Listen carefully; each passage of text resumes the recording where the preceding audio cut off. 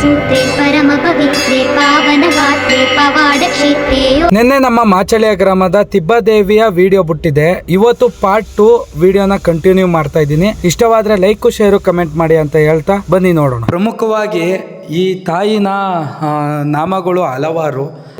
ಕೆಲವೊಂದು ಹೆಸರುಗಳನ್ನ ನಾವು ನಮ್ಮ ನಾಗರಾಜನವ್ರನ್ನೇ ಕೇಳಕ್ಕೆ ಇಷ್ಟಪಡ್ತೀವಿ. ಪ್ರಮುಖವಾಗಿ ಅಮ್ಮನವರು ಮೂಕಾಸುರನ ಸಂಹಾರ ಮಾಡಿರೋದ್ರಿಂದ ಮೂಗೂರು ತಿಬ್ಬಾದೇವಿ ಅಂತ ಪ್ರಸಿದ್ಧಿಯಾಗಿರೋದು. ತ್ರಿಪುರ ಸುಂದರಿ ತಿಬ್ಬಾದೇವಿ ಅಂತಲೂ ಕರೀತಾರೆ. ಲಕ್ಷ್ಮಿ ಮತ್ತು ಸರಸ್ವತಿ ಆಕಾರದಲ್ಲಿ ಅಮ್ಮನವರು ಶಂಖ ಚಕ್ರ ಅಭಯ ವರದ ಹಸ್ತಗಳನ್ನೊಳಗೊಂಡು ಇಲ್ಲಿ ನೆಲೆಗೊಂಡಿದ್ದಾರೆ. ಮೂಲ ಸ್ಥಾನವಾದ ಮೂಗೂರಿನಲ್ಲಿ ಅಮ್ಮನವರು ನಿಂತಿದ್ರೆ ಇಲ್ಲಿ ನಮ್ಮಲ್ಲಿ ಪದ್ಮಾಸನವಾಗಿ ಶಂಖ ಚಕ್ರಧಾರಿಯಾಗಿ ಆ ವರದ ಹಸ್ತ ಅಭಯ ಹಸ್ತದ ಒಳಗಡೆ ಪದ್ಮದ ಪೀಠ ಅಂತಂದ್ರೆ ತಾವರೆ ಹೂವಿನ ಮೇಲೆ ಅಮ್ಮನವರು ಕುಳಿತಿರ್ತಾರೆ. ಲಕ್ಷ್ಮೀ ಅವತಾರದಲ್ಲಿ ನಮ್ಮ ಗ್ರಾಮದಲ್ಲಿ ನೆಲೆಗೊಂಡಿರ್ತಾರೆ. ಅದೇ ರೀತಿ ನಾವು ಇವಾಗ ಪ್ರತಿಷ್ಠಾಪನೆಯನ್ನು ಮಾಡಿರ್ತೇವೆ. ಇದಷ್ಟೇ ಅಲ್ಲ, ನಮ್ಮ ಈ ತಿಪ್ಪಾದೇವಿ ದೇವಸ್ಥಾನದಲ್ಲಿ ಎಷ್ಟು ದೇವರುಗಳನ್ನ ಗೋಪುರ ಮೇಲೆ ಅಳವಡಿಸಿದ್ದಾರೆ ಅಂತಂದ್ಬಿಟ್ಟು ನಾನು ಅದನ್ನು ಕೂಡ ನಮ್ಮ ಗುರುಗಳನ್ನ ಹೇಳ್ಕೊಡ್ತಾರೆ. ನಾವು ಈ ಒಂದು ದೇವಸ್ಥಾನ ನಿರ್ಮಾಣ ಮಾಡುವುದಕ್ಕೂ ಮೊದಲಿಂದ ಕೂಡ ಈ ಒಂದು ಹಳೆಯ ದೇವಸ್ಥಾನದ ಗೋಪುರದ ಮೇಲೆ ಅಮ್ಮನವರ ರೂಪಗಳು ಏನು ಪಾರ್ವತಿಯ ರೂಪ, ಲಕ್ಷ್ಮಿಯ ರೂಪ, ಸರಸ್ವತಿ ರೂಪ, ಮೂರೂ ರೂಪದ ವಿಗ್ರಹಗಳು ಇದ್ದೋ ಅದೇ ಮಾದರಿಯಲ್ಲೇ ನಾವು ಅದನ್ನೇ ಉಳಿಸ್ಕೊ ಬಂದಿದ್ದೀವಿ. ಅದ್ರ ಜೊತೆಗೆ ಗಣಪತಿ ಏನು ಆದಿದೇವ ಗಣಪತಿಯ ಇದನ್ನು ಕೂಡ ಪ್ರತಿಷ್ಠಾಪನೆ ಮಾಡಿದ್ದೀವಿ. ಮತ್ತೊಂದೆಡೆ ಸುಬ್ರಹ್ಮಣ್ಯ ದೇವರ ಒಂದು ಇದನ್ನು ಕೂಡ ಪ್ರತಿಷ್ಠಾಪನೆ ಮಾಡಿದ್ದೀವಿ. ಇದೆಲ್ಲಕ್ಕಿಂತ ಹೆಚ್ಚಾಗಿ ನಾವು ಈ ನಮ್ಮ ಅಮ್ಮನವರ ಜೊತೆ ಈ ಮೂಗೂರಿನಿಂದ ಆಗಮಿಸಿರ್ತಕ್ಕಂಥ ಮತ್ತೊಂದು ದೇವತೆ, ಇದರ ಕಾವಲು ದೇವತೆ, ರಕ್ಷಣಾ ದೇವತೆ. ಆ ರಕ್ಷಣಾ ದೇವತೆಗೆ ನಾವು ನಮ್ಮ ದೇವಸ್ಥಾನದ ಮುಂಭಾಗನೇ ಒಂದು ಪುಟ್ಟದಾಗಿ ಗುಡಿಯನ್ನು ನಿರ್ಮಾಣ ಮಾಡಿ ಮೊದಲಿಗೆ ಆ ದೇವತೆಗೆ ನಾವು ಪೂಜೆ ಮಾಡ್ತಕ್ಕಂಥದ್ದನ್ನು ನಾವು ಸಂಪ್ರದಾಯವನ್ನು ಮುಂದುವರಿಸ್ಕೊಂಡು ಬಂದಿದ್ದೇವೆ. ಈ ದೇವತೆಗೆ ಪೂಜೆ ಮಾಡುವುದಕ್ಕೂ ಮೊದಲು ಆ ಅಮ್ಮನವರಿಗೆ ಮೊದಲು ಪೂಜೆಯನ್ನು ಮಾಡಿ ಆನಂತರ ಇದನ್ನು ಮಾಡ್ತಕ್ಕಂಥದ್ದು. ಇದ್ರ ಜೊತೆಗೆ ಏನು ಹಿಂದೆ ಮೂಡಿತ್ತು ಗದ್ದಿಗೆ, ಅದು ನಮ್ಮ ಅಮ್ಮನವರ ಬಲಭಾಗದಲ್ಲಿ ಈಗಲೂ ಕೂಡ ಹಾಗೆಯೇ ಅದನ್ನು ಉಳಿಸ್ಕೊಂಡು ಬಂದಿದ್ದೀವಿ. ಈಗಲೂ ಕೂಡ ಅಲ್ಲಿ ಮೊದಲ ಪೂಜೆಯನ್ನು ನಾವು ಅಲ್ಲಿ ನೆರವೇರಿಸ್ತಾ ಇರತಕ್ಕಂಥದ್ದನ್ನು. ಆದರೆ ಅಲ್ಲಿಗೆ ಬೇರೆ ಯಾರಿಗೂ ಕೂಡ ಅಲ್ಲಿ ಇವರು ಏನು ಅರ್ಚಕರು ಒಬ್ಬರನ್ನು ಬಿಟ್ಟು, ಗುಡ್ಡಪ್ಪತಿರನ್ನು ಬಿಟ್ಟು ಬೇರೆ ಯಾರಿಗೂ ಕೂಡ ಅಲ್ಲಿ ಅವಕಾಶ ಇರೋದಿಲ್ಲ. ಈ ರೀತಿ ನಾವು ಆ ಒಂದು ಇದನ್ನು ಪಾಲಿಸ್ಕೊಂಡು ಬರ್ತಾ ಇದ್ದೀವಿ.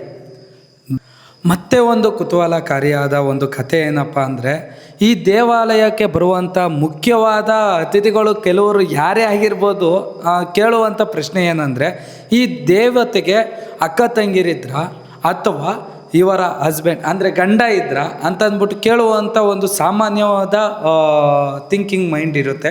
ಅದನ್ನು ನಾವು ನಮ್ಮ ನಾಗರಾಜನವರೇ ತಿಳಿದಿರುವಂಥ ನಾಗರಾಜನವರು ಮತ್ತು ನಮ್ಮ ಗುರುಗಳು ಇಬ್ಬರು ಸೇರಿ ನಿಮಗೆ ಹೇಳ್ಕೊಡೋಕ್ಕೆ ಮುಂದಾಗ್ತಾರೆ. ಅಕ್ಕ ತಂಗಿಯರು ಅಂದರೆ ಇವರು ಸಪ್ತಮಾತೃಕೆಯರು.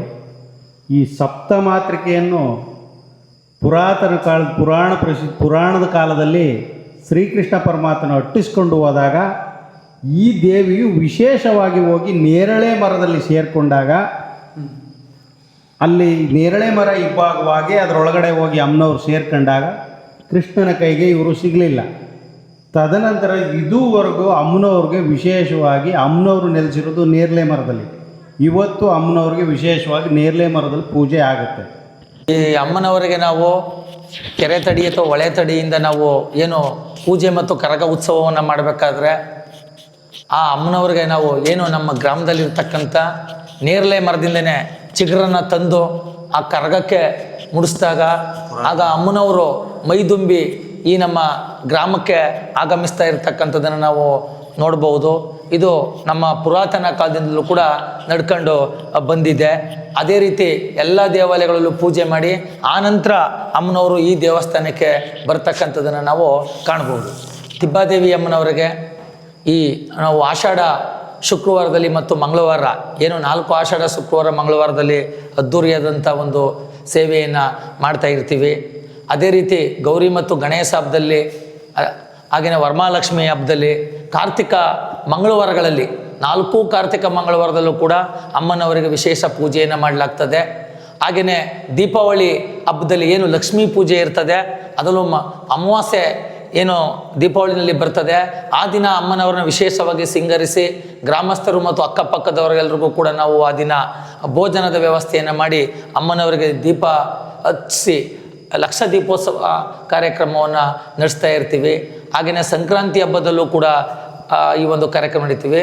ಅದೇನೇ ಪ್ರತಿ ವರ್ಷ ಫೆಬ್ರವರಿ 4ನೇ ತಾರೀಕು ಅಥವಾ 5ನೇ ತಾರೀಕು ಈ 2 ದಿನಗಳಲ್ಲಿ ನಾವು ಅಮ್ಮನವರಿಗೆ ಒಂದು ಈ ದೇವಾಲಯದ ಒಂದು ವಾರ್ಷಿಕ ಉತ್ಸವವನ್ನು ನಡೆಸ್ಕೊಂಡು ಬರ್ತಾ ಇದ್ದೇವೆ. ಹಾಗೆ ನಮ್ಮ ಅಕ್ಕಪಕ್ಕದ ಗ್ರಾಮಸ್ಥರು ಏನು ಭಕ್ತಾದಿಗಳಿದ್ದಾರೆ ಅವರೆಲ್ಲರೂ ಕೂಡ ವಿಶೇಷವಾಗಿ ಯುಗಾದಿ ಹಬ್ಬದ ದಿನ ಈ ಅಮ್ಮನವರ ಬಂದು ವರ್ಷದ ಹುಡುಕಿನ ದಿನ ಬಂದು ಈ ಅಮ್ಮನವರ ದರ್ಶನವನ್ನು ಮಾಡಿಕೊಂಡು ಹೋಗ್ತಕ್ಕಂಥದ್ದು ಇಲ್ಲಿಂದ ಕೂಡ ಬಂದಿರತಕ್ಕಂಥ ಪದ್ಧತಿಯಾಗಿದೆ.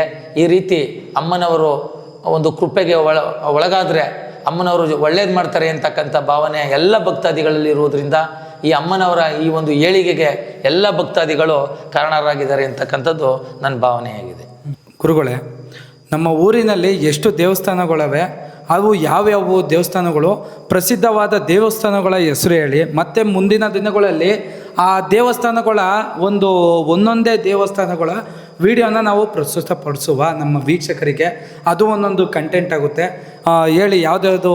ಈಗ ನಮ್ಮೂರಿನಲ್ಲಿ ಪ್ರಮುಖವಾಗಿ ಕಂಚಿನ ಮಾರಮ್ಮನ ದೇವಸ್ಥಾನ ಇದೆ.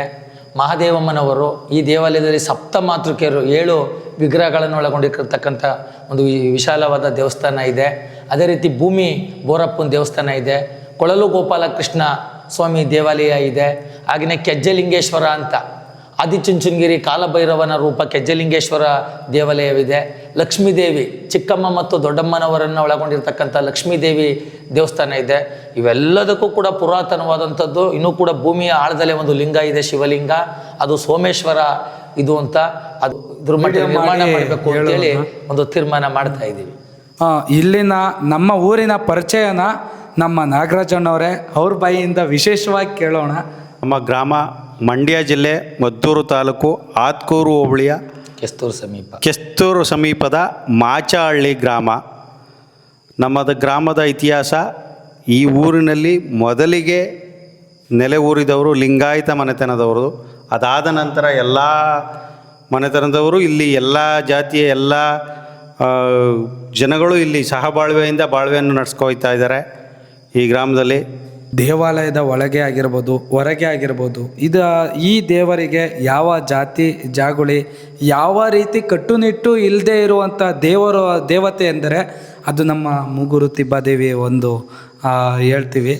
ಇಲ್ಲಿ ಹಲವಾರು ಭಕ್ತಾದಿಗಳು ಬಂದು ನೀವು ಪೂಜೆ ಪುನಸ್ಕಾರ ಏನಿದೆ ಕೃಪೆನ ಪಡ್ಕೋಬೇಕು ಅಂತ ಅಂದ್ಬಿಟ್ಟು ಹೇಳ್ತಾ, ವಿಡಿಯೋ ಯಾರಿಗೆಲ್ಲ ಇಷ್ಟ ಆಗೈತೆ ಲೈಕು ಶೇರು ಕಮೆಂಟ್ ಮಾಡಿ. ಮತ್ತು ಈ ತಿಬ್ಬಾದೇವಿ ದೇವಾಲಯದ ಪ್ರಮುಖ ಜನಗಳು ಯಾರ್ಯಾರಿದ್ದಾರೆ ಅವ್ರಿಗೂ ಕೂಡ ಈ ವಿಡಿಯೋನ ಶೇರ್ ಮಾಡಿ ಅಂತ ಹೇಳ್ತಾ ನಮಸ್ಕಾರ.